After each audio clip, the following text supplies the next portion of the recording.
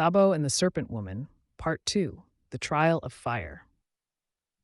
Since the night of the altar, Thabo was no longer just a man. He could feel it in his blood, the power of something ancient coursing through him. His eyes could now see beyond the veil of the natural. Shadows whispered secrets to him. The wind carried voices. He could walk through fire and not be burned. Villagers began to notice strange things. A sick child touched by Thabo stood and walked. An old blind man saw again after Thabo passed by. A missing goat appeared 3 days later where Thabo had once knelt. People feared him. Some worshipped him. Others whispered behind closed doors, "He is no longer ours. He belongs to something else." And they were right. Thabo had become a vessel of dark wonder. He could disappear before the eyes of men. He spoke languages no one had taught him. But with every miracle, the serpent woman's presence grew heavier. She visited him in dreams again, not as a lover, but as a tormentor. "You are mine, Thabo," she hissed. "My mark is on your soul. The powers you use, they are mine." Thabo began to fight her, resisting her calls, praying, fasting, and hiding away. But her spirit haunted the rivers, the trees, even the sky above. One night, in a fierce dream, she attacked him with fire and venom. Thabo stood his ground, and for the first time pushed her back with a charm she had once given him. A glowing black stone, she said, would protect him when all love turns to war. With a scream that shook the heavens, she vanished, but not for long.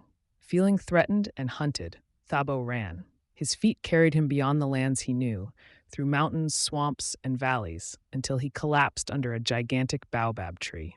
He had reached a strange land, a hidden community no map could find. The people found him unconscious and carried him in chains to their leader, who sat on a high throne of skulls and iron. "We don't accept strangers," the leader growled.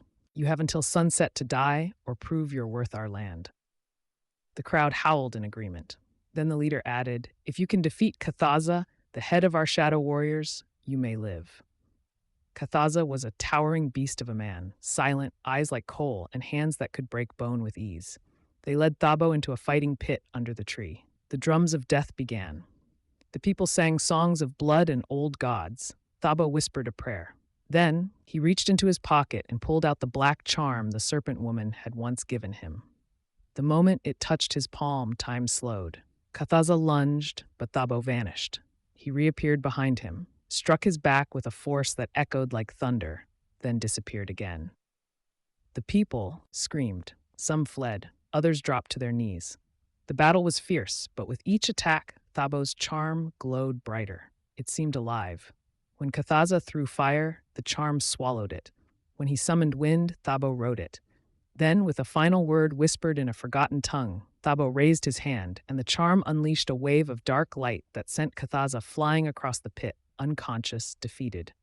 The crowd fell silent. The leader stood, walked to Thabo, and said only, "You are not a man. You are a mystery." Thabo was allowed to stay, but now everyone watched him differently. Whispers returned, this time in fear. He has defeated death. He carries the mark of the serpent and the power of gods. Who will he become? But deep beneath the tree, in the roots that whispered like snakes, the serpent woman stirred. Her love had turned into fury. Thabo had used her charm against her will. And now, she would rise again, to be continued.